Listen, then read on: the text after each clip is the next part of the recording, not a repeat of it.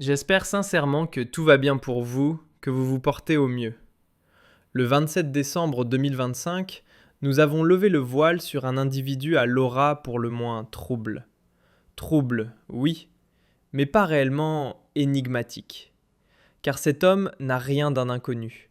Son nom circule depuis longtemps, et dès 2018, Algérie Part l'avait déjà repéré, identifié, puis placé sous la loupe à travers plusieurs enquêtes approfondies. Il s'agit d'un ex-sénateur originaire de la wilaya de Tébessa, Khalid Boujabour, de son vrai nom, mais davantage reconnu dans les cercles d'affaires sous l'alias bien connu de Samir. Le 26 décembre 2025, vous avez d'ailleurs découvert une émission majeure qui lui était consacrée. Samir, figure centrale du monde des affaires, y apparaissait comme témoin clé dans le dossier explosif Nassar, après l'arrestation de ce dernier par les services algériens. À cette occasion, Omar Samir Nassar y dévoilait, sans détour, les rouages cachés de la mafia du tabac en Algérie. Tout cela s'est produit le même jour. Puis, dans les jours suivants, ou peut-être un peu avant, aux alentours de la mi-décembre, une autre émission avait déjà abordé son parcours, ses ondes d'ombre et son rôle dans ce vaste réseau. Autrement dit, ce personnage n'est pas apparu par hasard. Il s'inscrit dans une longue série de révélations soigneusement documentées. Aujourd'hui, nous sommes en mesure de vous confirmer que cet homme d'affaires, ce businessman, ancien sénateur FLN dans la wilaya de Tébessa, à l'extrême est du pays, de 2013 à 2022, après avoir été en fuite pendant plusieurs jours, après avoir été en cavale à l'étranger et après avoir été retrouvé et récupéré par les services sécuritaires algériens, a été officiellement incarcéré, je dis bien officiellement incarcéré, à la prison militaire de Blida dans le cadre de l'affaire Donar Djoun, l'une des affaires. Par contre, celle-là, le mot mystérieuse est totalement approprié. Il est vraiment approprié, ce mot. C'est l'affaire la plus mystérieuse de ces 10 dernières années en Algérie. Effectivement, il y a de cela un mois, le 3 décembre 2025, on vous a révélé des informations sur d'autres informations. Donc, on a fait 3 émissions sur Khalid Boujabour au mois de décembre dernier, puisque la première émission était intitulée « Un riche businessman et ancien sénateur FLN a fui l'Algérie à cause de l'affaire ». Dans cette émission, vous avez expliqué comment ce Khalid Boujabour a fui clandestinement en Algérie pour transiter par la Tunisie afin de rallier la Libye, où il aurait disparu par la suite en tentant de rejoindre un pays européen. Il avait une résidence en Espagne. Il a des biens immobiliers en Espagne. Vous avez expliqué qu'il était en étroite relation avec Abd Saad Kassim, le président directeur général de la Société nationale des travaux publics, qui avait fui l'Algérie comme Araga depuis une plage située à pour rejoindre l'Espagne. Et les deux personnages sont étroitement liés au général Nassar J, l'ancien général déchu des services secrets algériens et ancien patron déchu de la Direction générale de la sécurité intérieure, qui est les services de l'enseignement intérieur, à savoir la plus puissante agence des services secrets en Algérie, et le service secret le plus outillé, le plus influent du pays.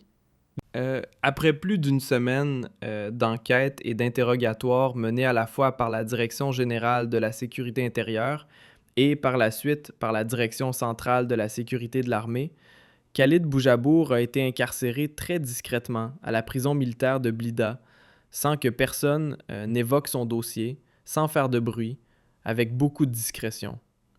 Pourquoi? Parce qu'il s'avère que des lobbies importants et des lobbies puissants au plus haut sommet du régime Tebboune essaient de secourir Koub et de le sauver. À chaque fois, la dernière fois, quand on en a parlé, quand il a été retrouvé par les services algériens, il y a eu des interventions extrêmement puissantes et beaucoup de pression sur la direction centrale de la sécurité de l'armée pour le relâcher et le remettre en liberté. Ça n'a pas fonctionné, puisque, heureusement, nous avons médiatisé ces pressions et nous les avons dénoncées, condamnées et déplorées. Et ce qui a permis à la direction centrale de la sécurité de l'armée de continuer son travail.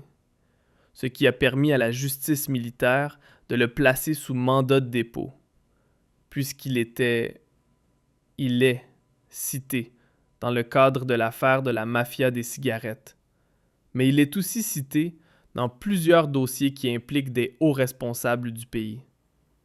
Par exemple, il faut savoir comprendre que nous, on n'a pas d'acharnement sur Kbar. Si on parle de Kchabar, c'est parce que vraiment, c'est un personnage important de la mafia économique, politico-économique du pays. On en parle depuis 2018. En 2018, vous pouvez retrouver nos articles. Ils sont sur le web. Concernant une affaire qui opposait le sénateur Calbourg à un investisseur français qui s'appelait Gérard Lambert, qui avait ouvert une société en Algérie qui s'appelait la Sociade. La Sociade, c'est un bureau, un cabinet d'études.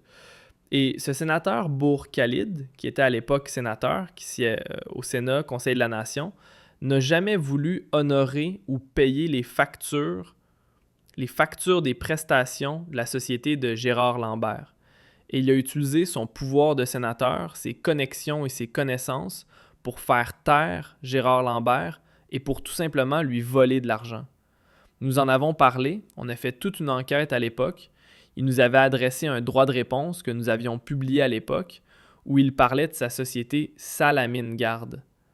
Calib, son principal business, c'est la sécurité privée.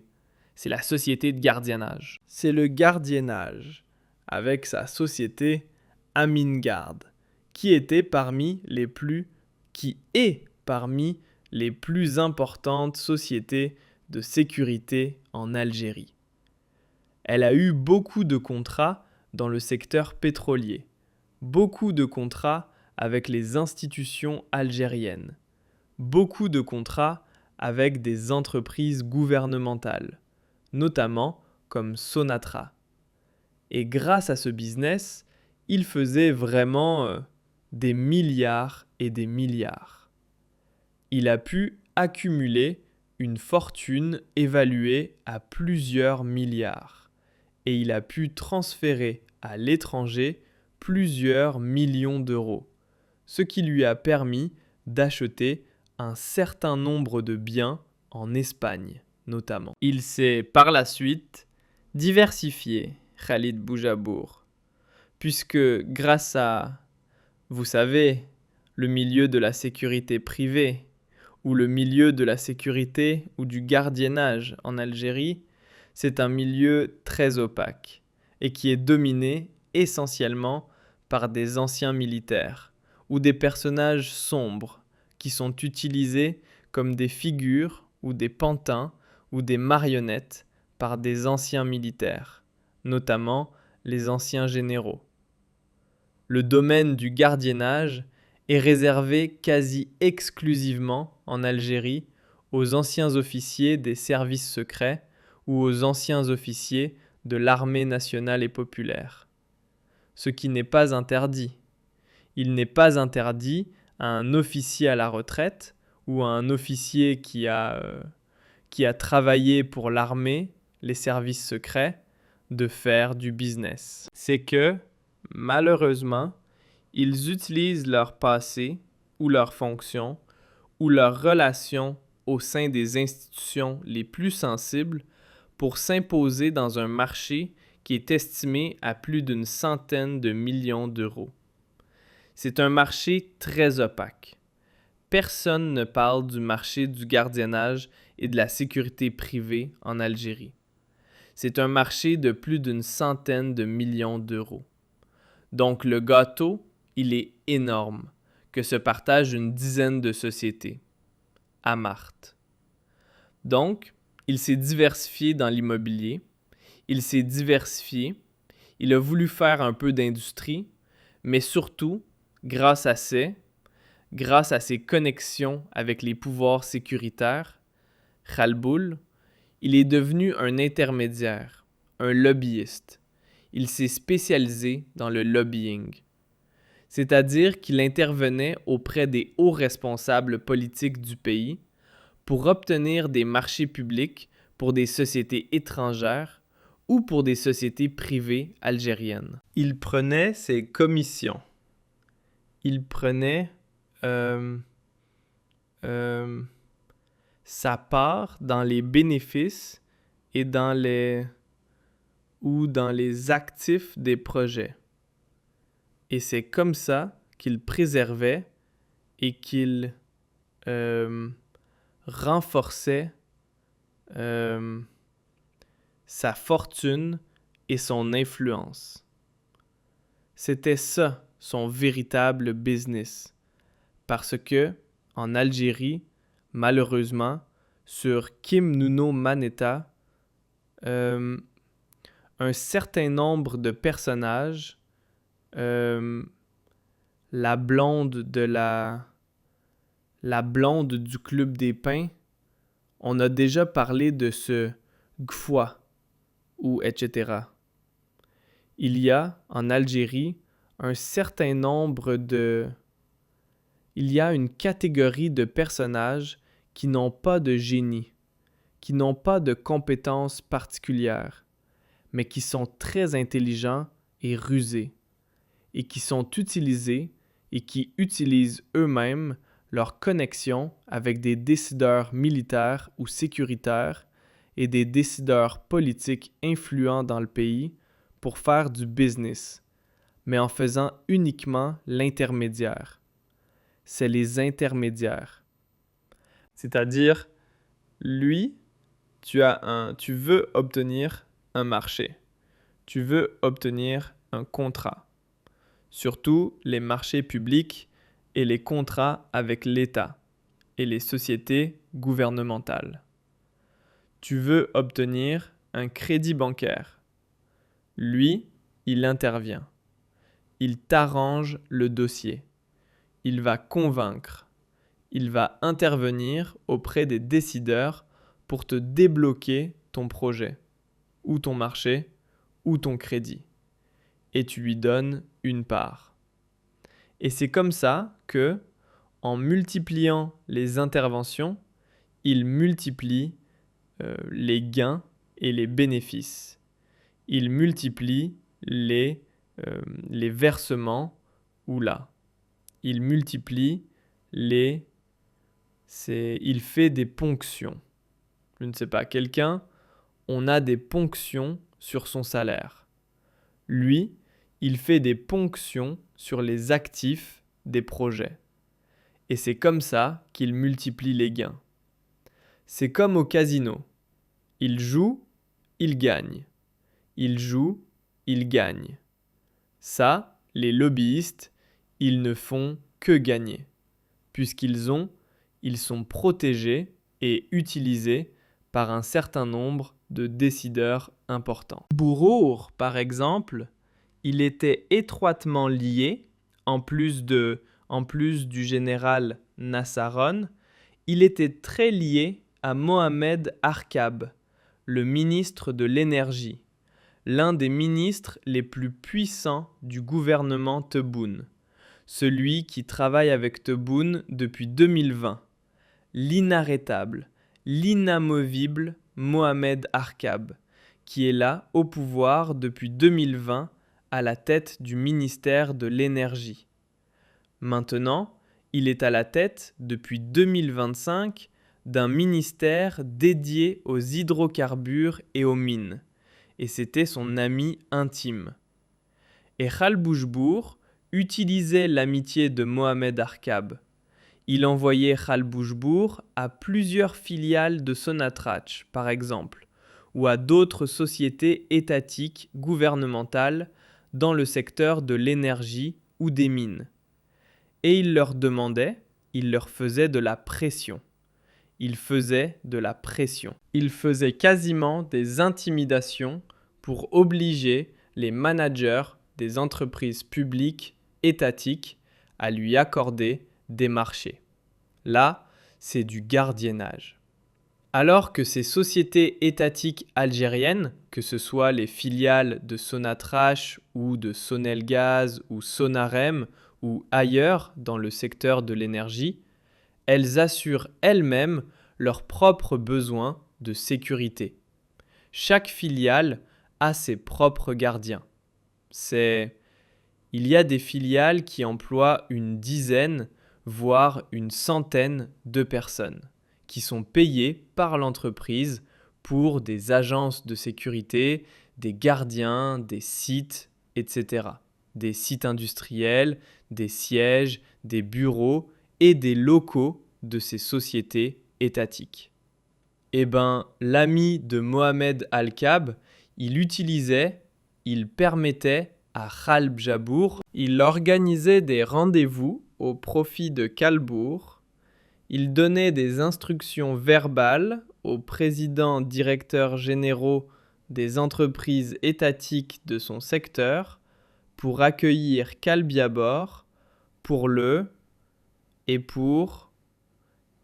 traiter, pour accepter de traiter avec lui, de négocier avec lui,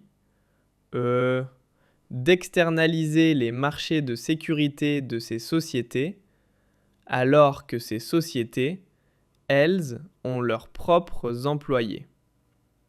En fait, Mohamed Al-Kab voulait contraindre un certain nombre d'entreprises étatiques dans le secteur de l'énergie et des mines à limoger ou à arrêter ou à ne plus payer leurs propres salariés, ceux qui sont chargés de la sécurité et du gardiennage, pour donner un marché à Ralbourg, alias Samir. Vous imaginez ? Alors, ça a marché. Certains présidents directeurs généraux d'entreprises publiques ont cédé parce qu'ils avaient peur de Mohamed Al-Kab. Ils ne voulaient pas perdre leur place, ils ne voulaient pas perdre leurs privilèges. D'autres présidents directeurs généraux ont résisté. Mais il a brassé des milliards dans le secteur de l'énergie juste avec le gardiennage, alors que les sociétés étatiques, elles ont leurs propres gardiens, encore une fois, qu'elles payaient, qu'elles rémunéraient avec l'argent de leur propre trésorerie. Donc on est obligé, ces managers dans le secteur de l'énergie, des entreprises gouvernementales et publiques, ont été contraints de limoger des Algériennes et des Algériens, surtout des pères de famille, pour donner des marchés à Samir Kour, qui est l'ami de Mohamed Al-Kab. Ce n'est qu'un exemple. Le business le plus florissant de Samabour, c'était avec Nassar. Parce qu'avec Nassar, ils sont devenus très amis, très proches. Il a joué un rôle important dans la mafia des cigarettes. Rappelez-vous, la mafia des cigarettes, c'est quoi, brièvement ? C'est Khazar, en 2022, il a fait une enquête. On lui a demandé de faire une enquête sur les Émiratis de Lastim, la société algérienne de Lastime. Parce que Tunch leur cherchait des noises, leur cherchait ils cherchaient leurs points faibles, etc. et leurs talons d'Achille, pour pouvoir les soumettre à des sanctions très dures afin de les éjecter, de les chasser de l'Algérie. Qu'il fallait les impliquer et les entraîner dans des affaires de corruption, de détournement, afin de salir leur réputation et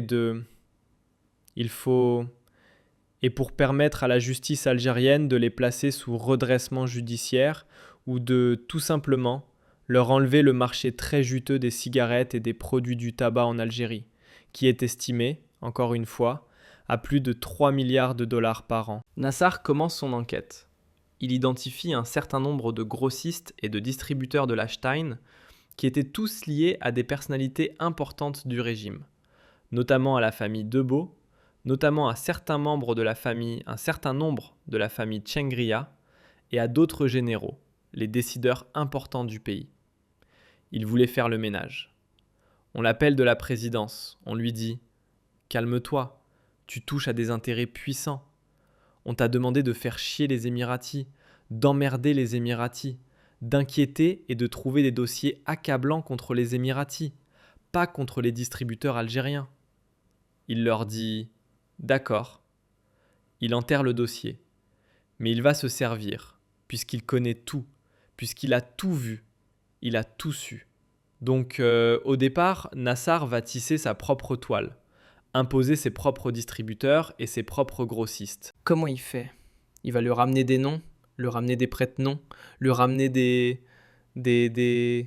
figurants qui vont être utilisés en créant des sociétés de distribution et de revente, ou là de vente en gros, des produits de cigarettes, notamment des cigarettes américaines de la Time.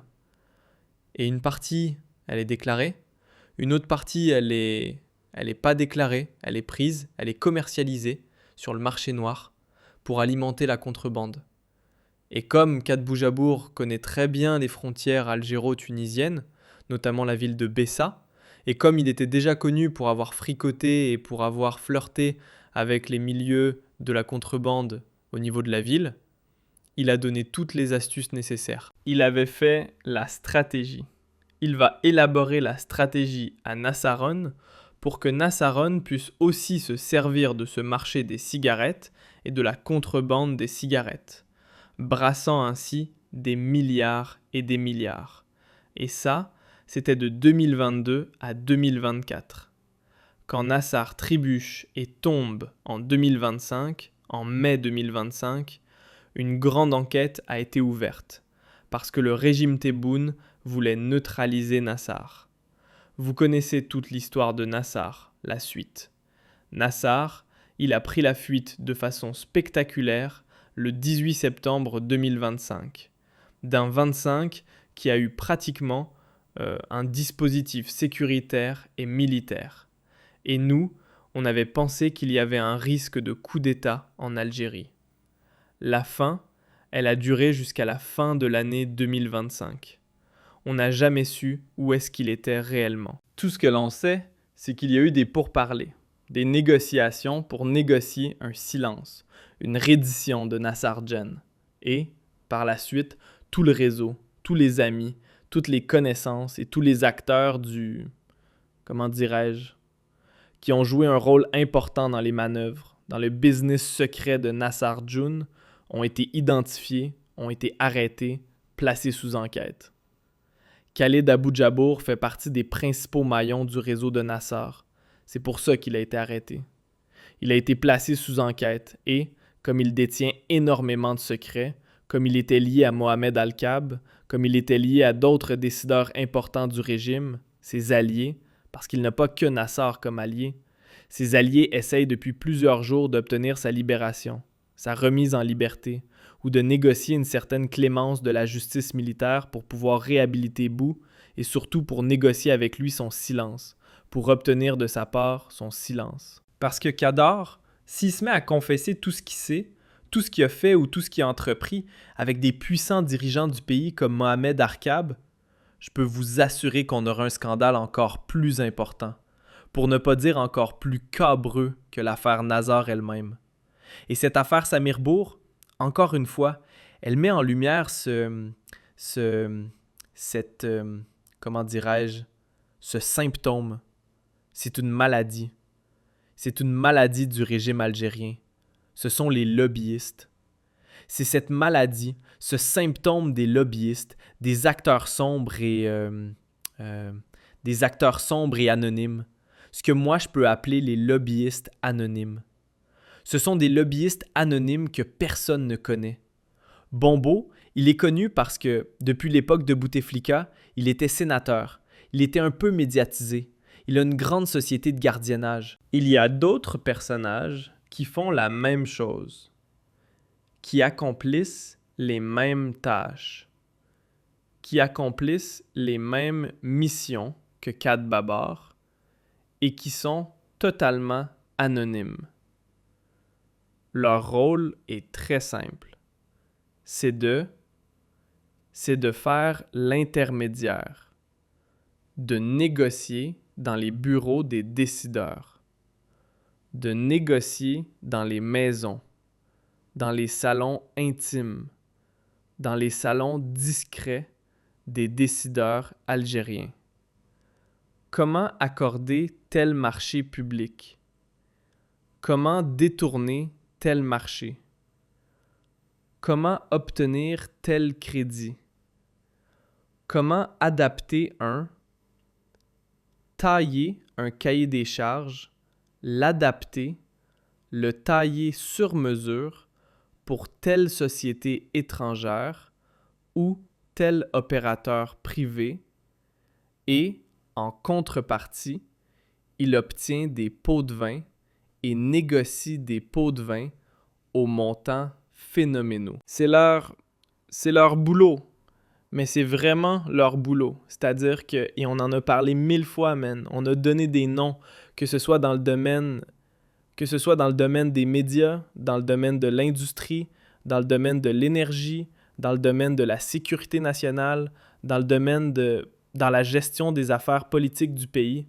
Il y a toujours des groupes de lobbyistes anonymes qui sont puissants juste parce qu'ils sont amis de tel général, de tel ministre, des enfants du président, ou de l'oncle, ou là du beau-frère, ou là du beau-fils du président, ou là du fils, ou là du beau-fils, ou là du chef d'état-major dans l'armée nationale populaire, ou là du chef de la première région, ou là de la deuxième région.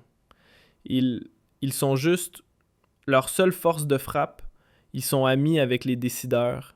Ils sont les confidents des décideurs. Et comme ils sont les confidents des décideurs, ils sont utilisés comme des intermédiaires dans les opérations de corruption.